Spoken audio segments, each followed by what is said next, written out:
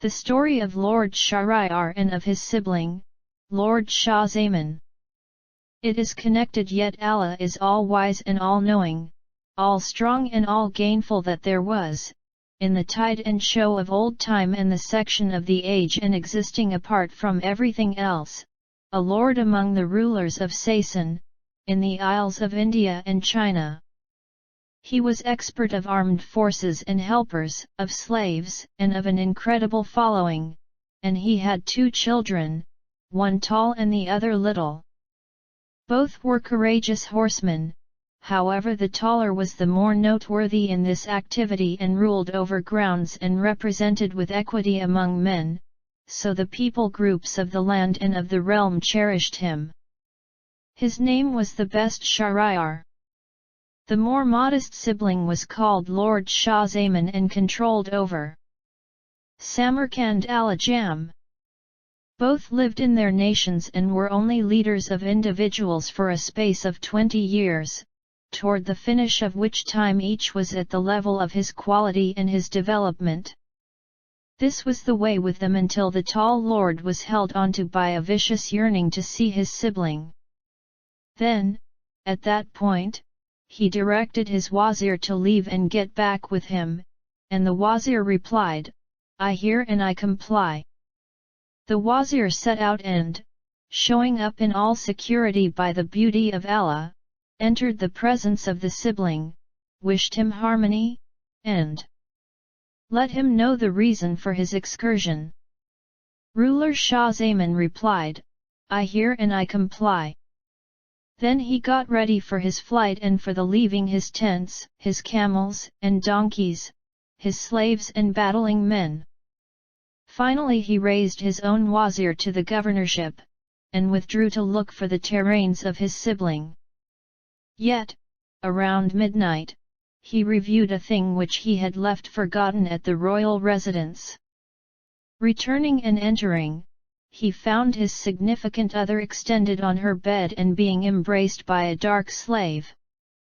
At this sight, the world obscured before his face, and he said inside his spirit, "On the off chance that something like this has happened when I have scarcely left the city, what might the lead of this wanton be, assuming I were missing for long at my sibling's home?" So he drew his blade and with one stroke killed them upon the floor coverings of the bed. Then, at that point, he returned and, requesting his camp to push ahead, ventured during that time till he came to his sibling's city. His sibling celebrated at his methodology, went out to meet him and, hello him, wished him harmony. Additionally he enhanced the city for him, and started to affably talk with him. However, Lord Shah Zaman recalled the undertaking of his significant other, and a haze of melancholy hidden him, his cheeks became pallid and his body fragile. Ruler Shahryar, seeing him in this pass and thinking it was because of his outcast from grounds and realm, addressed him no further regarding the matter and leave him alone. Yet, on a later day, he said, "My sibling, I know not. But I see your body develop slight and your cheeks ashen." Shah Zaman replied, "My sibling, I'm blasted in the core of my heart." However, he didn't uncover what he had witnessed to his significant other. So Lord Shahryar proceeded, "Then come hunting and flowing with me, for in that pursuit maybe your bosom might lose this difficulty."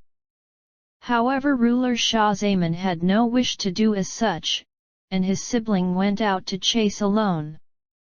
Presently there were in the ruler's castle sure windows that looked onto the nursery, and, as ruler Shah Zaman inclined there and watched out, the entryway of the castle opened and 20 ladies' slaves with 20 men slaves came from it, and the spouse of the lord, his sibling, was among them and strolled there in the entirety of her splendid magnificence.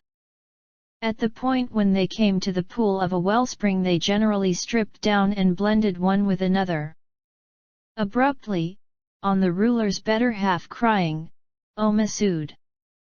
Ya Masood, a huge Negro ran towards her, embraced her, and, turning her upon her back, partook in her. At this sign, the wide range of various men slaves did likewise with the ladies, and they proceeded with consequently an extended period of time, not stopping their kisses and embraces and goings in and so forth until the methodology of daybreak. At this sight the ruler's sibling said inside himself, "By Allah, mine is even a lighter setback than his." So he let his despondency and discontent slip from him, telling himself, "Genuinely, this is more horrible than all which happened to me." And from that second he started to drink once more and to eat immediately. In the interim the lord, his sibling, returned from hunting, and the two wished each other peace. Then ruler Shahryar, noticing his sibling Shah-Zaman, saw that tone and life had returned to him, and further that he, who had for such a long time managed his food, presently ate richly. Thus, in his wonder, he requested him the clarification from this, and the other replied, "Tune in and I will let you know the reason for my previous whiteness. At the point when you sent your wazir to me to require my attendance next to you, I made my groundwork for flight and left my city. In any case, a short time later, recalling the current which I bound for yourself and which I gave you at the royal residence, I returned and found my better half lying with a dark slave, the two dozing upon the floor coverings of my bed. I killed the sets of them and advanced toward you, threefold pitiful in my thinking for what had happened. That was the reason for my previous pallor and loss of solidarity. With respect to the arrival of variety to my cheeks, spare me, I ask, from discussing it." At the point when his sibling heard these words, he said, "By Allah, I summon you to let me know the other portion of the matter." So Lord Shah-Zaman let him know all he had seen. Furthermore, Lord Shahryar shouted, "First must I see this with my own eyes." To this his sibling replied, "Make it show up, then, at that point, that you are going on a mission to chase and course, yet stow away rather with me, and you will be observer of the sight and see its reality." Promptly the ruler broadcasted his flight by the public proclaimer, and the fighters went out past the city with their tents. The lord went forward likewise and, settling himself in his tents, shared with his young slaves, let nobody enter. Then, at that point, he camouflaged himself and, leaving furtively, went towards the royal residence where his sibling was. On his appearance he positioned himself at the window giving on to the nursery.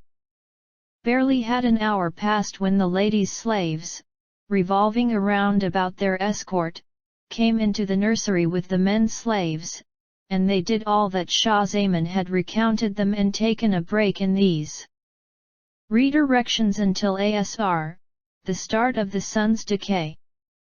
When Lord Shahryar saw these things, reason escaped from her seat in his psyche, and he told his sibling Shah-Zaman, "Let us go subsequently and charge forward to look for our predetermination upon the street of Allah, for we have no right in sovereignty, nor will have, until we have found somebody who has met a destiny like our own.